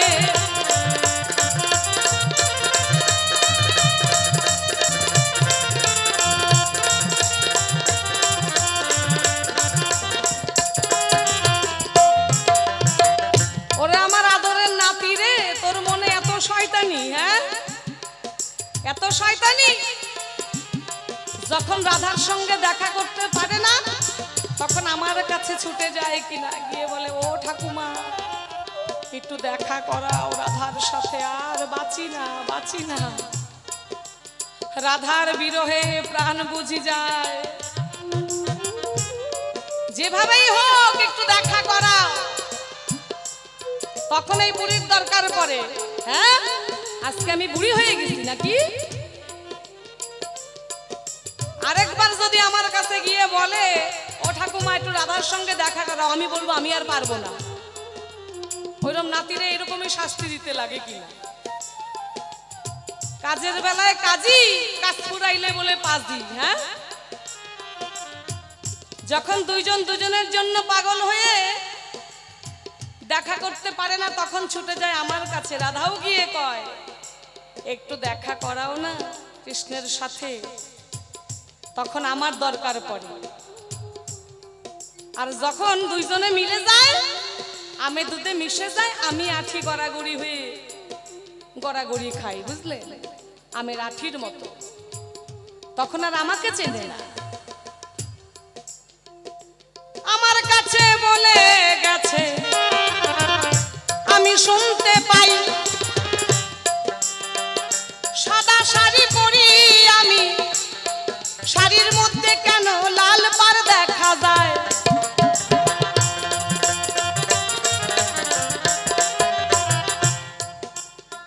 বলে কিনা ঠাকুমা দাদু তো নাই। দাদু নাই, নাই মানে বলে কি দাদু নাকি টিকিট কাইতে চলে গেছে। আরে চলে গেছে, কোথায় গেছে তুমি জানো? আমার স্বামী সে হচ্ছেন একজন সন্ন্যাসী, যার নাম হচ্ছে ব্রহ্মণ্যদেব। বড়াই বুড়ির স্বামী সে হচ্ছে ব্রহ্মণ্যদেব, সে সন্ন্যাসী হয়ে চলে গেছে। আপনাদের আছে জানা, যে সন্ন্যাসী হয়ে একবারে গৃহ ছেড়ে চলে যায়, গৃহ ত্যাগ করে, সে কিন্তু আর ঘরে ফিরে আসতে পারে না। তাই সন্ন্যাসী হয়ে চলে যাওয়া আর মরে যাওয়া ব্যাপারটা অনেকটা একই। যে সন্ন্যাসীর ঘরণী সে ওরকম সাজগোজের বাহার দেখাতে পারে না, কিন্তু বাস্তবে আমার স্বামী বেঁচে আছে কিনা, স্বামী তো আর মরে যায় নাই, গৃহ ছেড়ে সে সন্ন্যাসী হয়ে চলে গেছে। তাই আমি যেহেতু সন্ন্যাসীর স্ত্রী, তাই আমি সাদা শাড়ি পরিধান করি, কিন্তু লাল পাড় কেন পরি? আমার স্বামী এখনো বিয়োগ হয়ে যায়নি, আমি বিধবা নই, তাই শাড়ির মধ্যে ওই লাল পাড় পরি। স্বামী যেহেতু আছে, সধবা মানে স্বামী বেঁচে আছে, সে সধবা, লাল পাড় শাড়ি সে পরতে পারে। এই কারণে শাড়িটা এরকম পরি, এক হাতে শাখা পরি, এক হাতে পরি না, এক হাতে আবার লোহার খারু পরিধান করি। কেন জানো না? শতরজতম গুণ আমরা জানি তাই। আর এই তমগুণে মহাদেবের অংশয়োগ আমরা জানি তাই।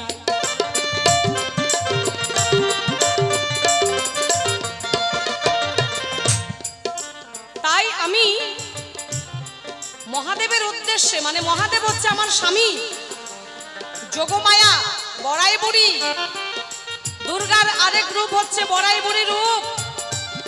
যোগমায়া দাপর যুগে যা জুগিয়েছিলেন,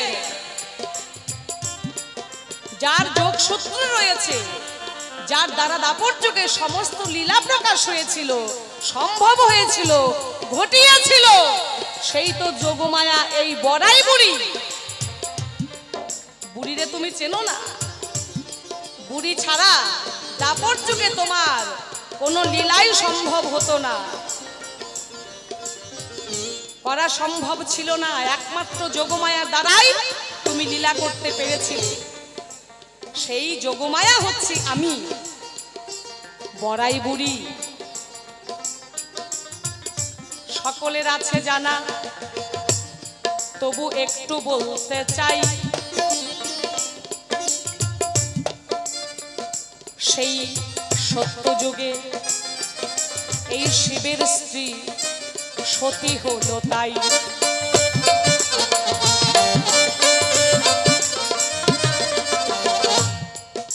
সতী মহাদেবের সাধনা করতে করতে মহাদেবকে স্বামী করে পেয়েছিলেন। দক্ষ রাজার কন্যা সতী, সকলের আছে জানা। মহাদেবকে স্বামী করে পেয়ে সে ভীষণ আনন্দিত, ভীষণ গর্বিত। আমার স্বামী দেবের দেব মহাদেব ভোলানাথ, এই ৩৩ কোটি দেবতার আদি দেবতা সেই হচ্ছেন ভোলানাথ মহেশ্বর, শিব ত্রিপুরারি। তাকেই যখন আমি স্বামী করে পেয়েছি, আমার পরম সৌভাগ্য। কিন্তু দক্ষ রাজা মেয়ে জামাই করে তাকে বিন্দুমাত্র পছন্দ করতেন না। কেন? মহাদেবে ছিল একটা দিন ভিখারি, শাস্ত্রে যাহা পাই। এই কারণে দক্ষ রাজা কিন্তু তাকে পছন্দ করে নাই।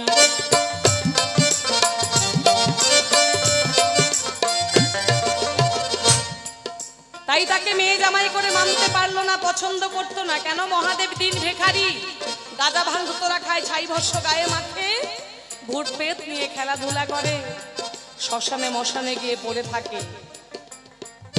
তাই দক্ষ রাজার গৃহে যখন একবার যজ্ঞানুষ্ঠানের আয়োজন করেছিল, তাই সেইখানে মহাদেবকে সতীকে কিন্তু আমন্ত্রণ জানায় নাই।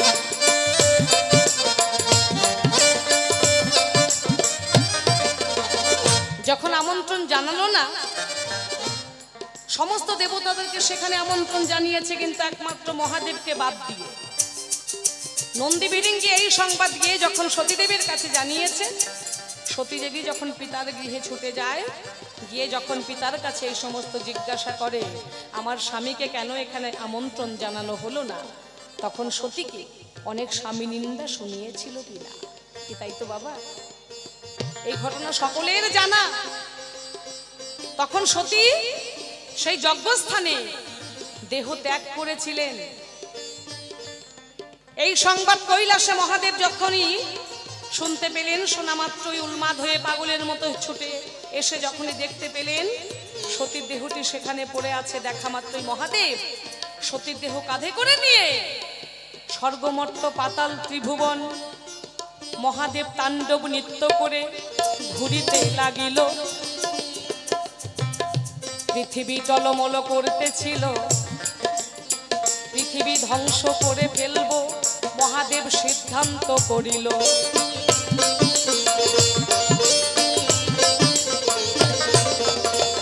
আর পৃথিবীকে আমি রক্ষা রাখবো না, আমার সতী দেহ ত্যাগ করেছে, এই আঘাত আমি সহ্য করতে পারছি না, আমি পৃথিবীকে রক্ষা রাখবো না, ধ্বংস করে ফেলবো। সমস্ত দেবতারা সেখানে যারা ছিলেন তারা চিন্তিত হয়ে পড়েছেন, এবার কি উপায় করা যায়, মহাদেবকে কি করে এবার আটকানো যাবে। বিষ্ণুর হাতে যে চক্র ছিল, সেই চক্র দিয়ে সতীর দেহটিকে খণ্ড খণ্ড করে বিভিন্ন জায়গায় ফেলে দিয়েছিল। আর সতীর দেহ যেখানে যেখানে পড়লো সেখানে সেখানে তীর্থ হয়ে গেল। এভাবেই হলো সতী দেহ থেকে 51 পীঠ তীর্থ। অবশেষে মহাদেব ঘুরতে ঘুরতে যখন হঠাৎ করে জ্ঞান ফিরে পায়, পাওয়া মাত্রই সতীর উদ্দেশ্যে সে আশীর্বাদ জানায়।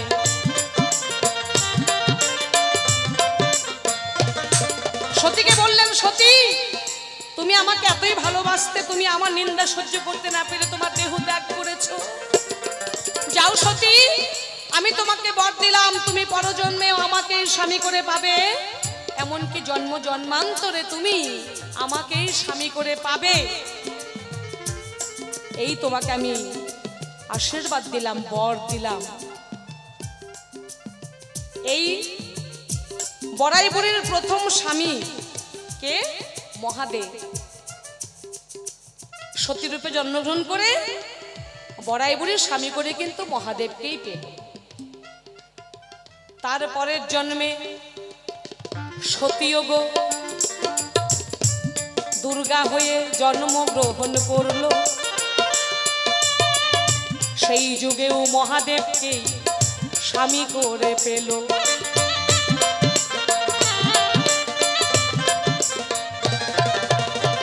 এই গেল দুটো স্বামী,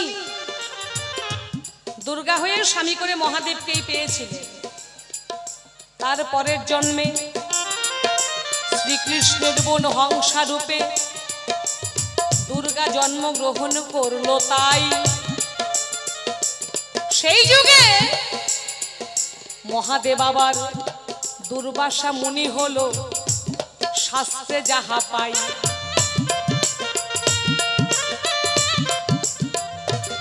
সেই দুর্বাসা মুনির সাথে হংসার বিবাহ হলো। দ্বিতীয় বিয়ে গেল, বলাটাই ভালো। আমি তোমারে জানাই, এই তোমার আমার 3টা স্বামী, আমি বললাম এই সভায়।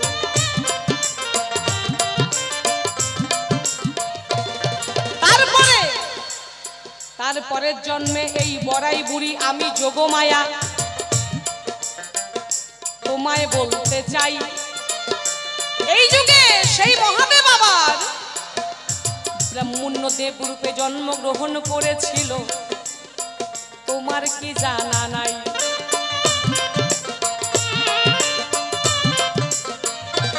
সেই মহাদেবী ব্রাহ্মণ্য দেব রূপে জন্মগ্রহণ করেছিলেন, তার সাথে আমার বিয়ে হয়েছে, আমি সভাতে জানাই। এই তো আমার 4টা স্বামী, বললাম এই সভায়।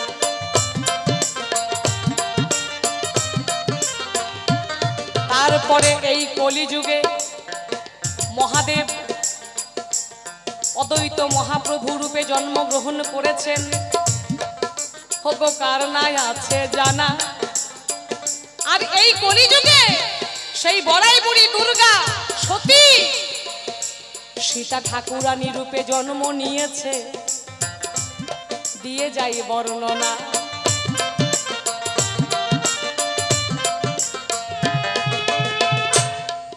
সেই অদ্বৈত মহাপ্রভুর সাথে সীতা ঠাকুরানীর কিন্তু বিবাহ হয়েছিল।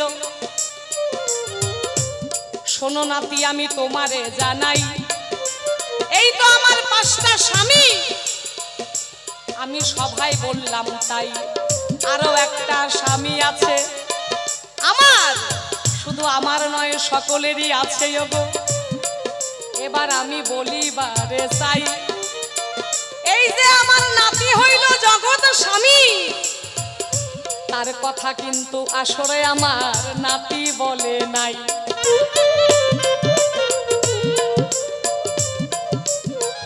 এই জগৎ স্বামীর উদ্দেশ্যেই আমি এক হাতে শাখা পরি, সিঁথিতে সিঁদুর পরি, কিন্তু কপালে দেই না। কেন? বাস্তবে আমার স্বামী সন্ন্যাসী হয়ে যেহেতু চলে গেছে, সিঁদুর না পরলেও চলে, তাই স্বামীর উদ্দেশ্যে সিঁদুরটা পরি না।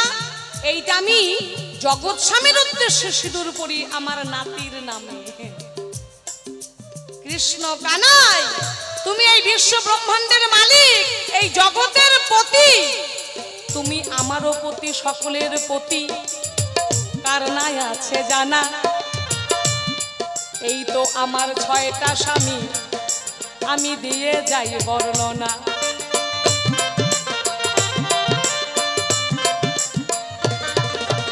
তাহলে আমার এই রূপ আমি জানতে চাই। তোমার কিন্তু চরিত্র কৃষ্ণ মোটেই ঠিক নয়। এত লীলা করে গেছো তুমি দাপর যুগে, তোমার আশা মেটে নাই। শেষে গিয়ে তুমি করলে রাসলীলা। হ্যাঁ, মানুষের পিটনি খাওয়া লীলা করছে।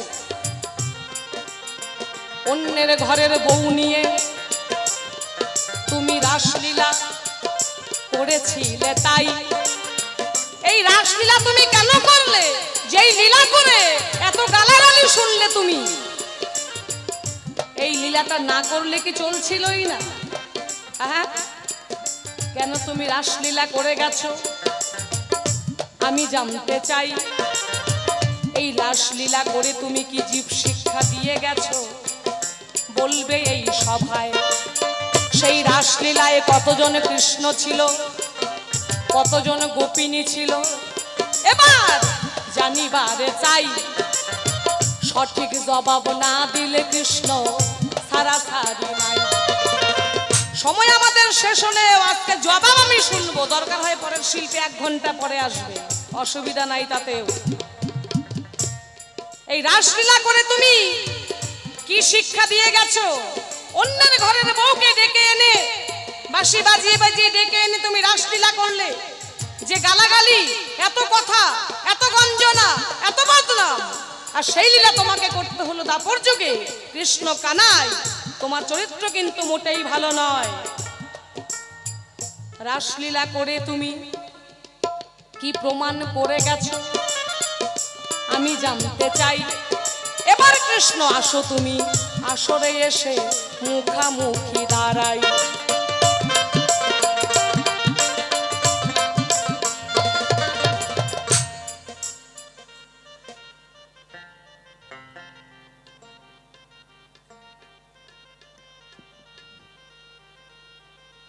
একটু রাসের কথা এবার একটু ভালো করে আমি জানতে চাইবো। সেই রাসের সময় কতজন গোপিনী ছিল, কতজন কৃষ্ণ ছিল, আজকে একটু সুন্দর করে আপনারা ব্যাখ্যা শুনে যাবেন। সাউন্ডটা একটু বাড়াও, দিয়ে দাও, সব দিয়ে দাও। শোনো শোনো ও ঠাকুমা, তোমারে জানাই, এই যে রাসতত্ত্ব জানতে চেয়েছো, বলার অনেক কিছুই আছে। তাই এই যে রাসর চক্রে 8 জন রাধা ছিল বর্তমান, 8 জন কৃষ্ণ গোবিন্দ হয়ে দেখো তাহার সঙ্গ দেন। আর এই 8 জন কৃষ্ণ বটে, রাসর চক্রে ছিল মন্মথ নামে। এই 8 জনের হইয়া বটে গেল। আর যতে গোপ গোপিনী রাসের চক্রে ছিল, আরে সকলার সঙ্গে এক সময়ে কৃষ্ণ বাসনা পুরাইল। তাই মনোবাঞ্ছা পূর্ণকারী কৃষ্ণ স্বয়ং ভগবান। আর রাসের চক্রে দেখো স্বয়ং কৃষ্ণ হইল অধিষ্ঠান। এই তো তোমার জানার ছিল, করলাম সবার বর্ণনা। কৃষ্ণ প্রেম সকলে জানে না।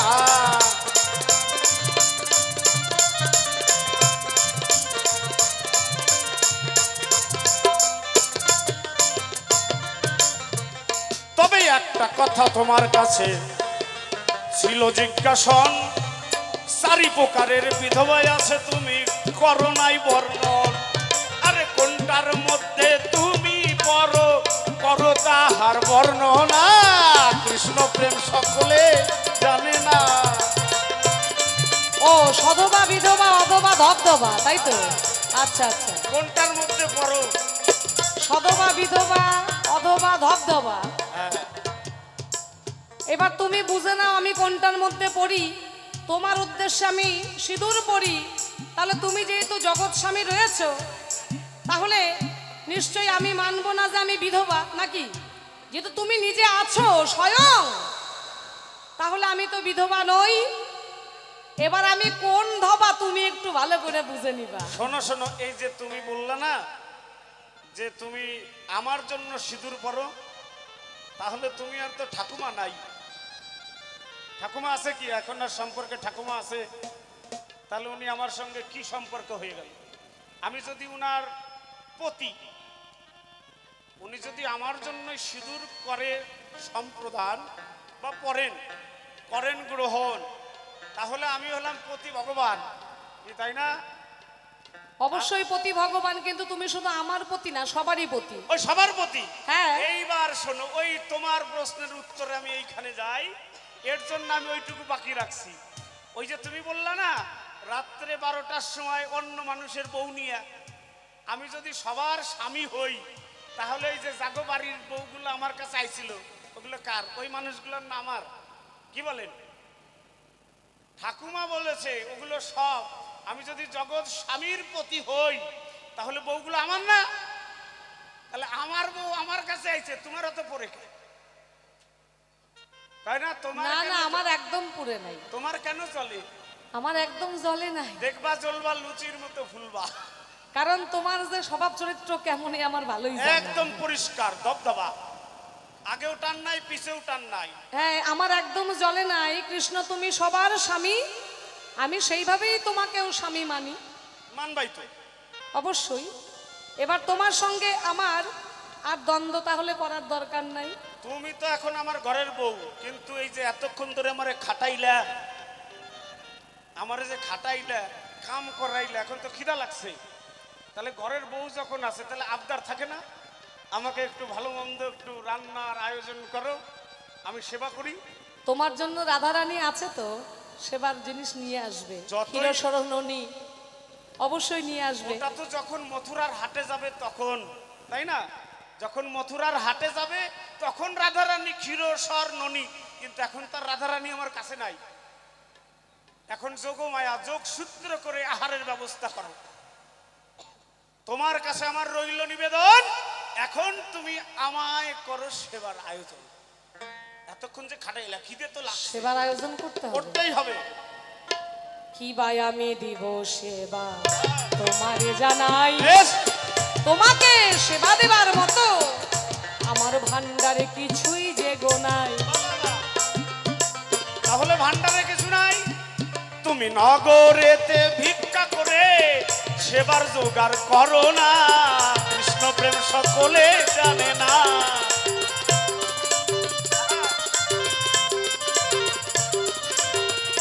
তোমার কাছে যখন নাই, তাহলে এই যে বৃন্দাবনবাসী তোমার সবাই মাসি আর পিসি, কাকা জ্যাঠা খুড়ো দাদা ভাই সবাই আছে, তুমি আমার কথা নিও, অন্তত পক্ষে নগরে বেরিয়ে ভিক্ষা করে আজ মনমথের সেবা দিবা, স্বামীর সেবার কিছু আয়োজন আছেন যত বৃন্দাবনবাসী, আমি জানাই নিবেদন, কিছু করে কৃপা ভিক্ষা করিবেন প্রদান।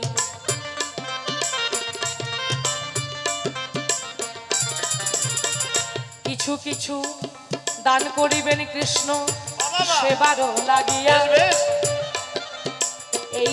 এই দানটা গোবিন্দের ভান্ডারে জমা যাবে রইয়া। বাবা, তবে সবাই আসেন, কেউ বাকি যাবেন না, গোবিন্দের সেবার জন্য আয়োজন।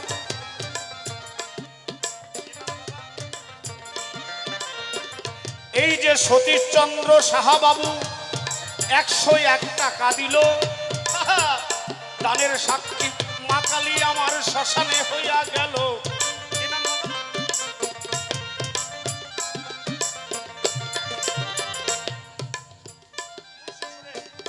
মুনসু সোরেন ভক্ত প্রাণ আমার 50 টাকা করে গেছে দান।